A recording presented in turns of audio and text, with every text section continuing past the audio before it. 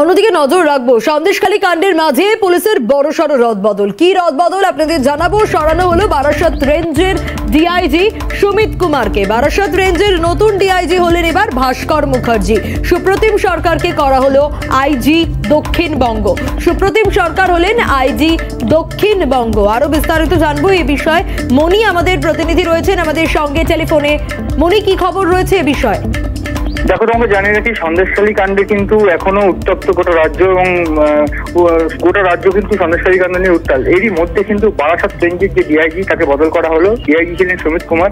সুমিত কুমারকে কিন্তু একাধিক ভূমিকা দেখা গিয়েছিল সন্দেশখালী কাণ্ডে।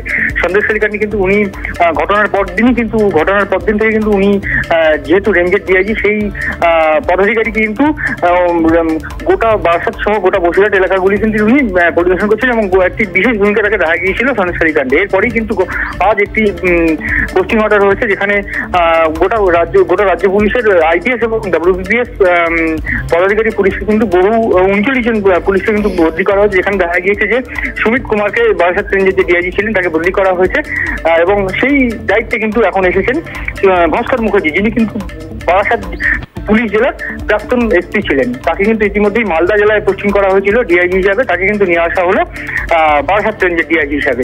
আর যেটা গুরুত্বপূর্ণ পোস্টিং সেটা হচ্ছে যে এডিজি এবং আইজি দক্ষিণবঙ্গ, সেটা কিন্তু বদলি করা হয়েছে। তাকে কিন্তু সুপ্রতিম সরকারকে কিন্তু করা হয়েছে ডিআইজি এবং ডিজি এবং আইজি দক্ষিণবঙ্গ।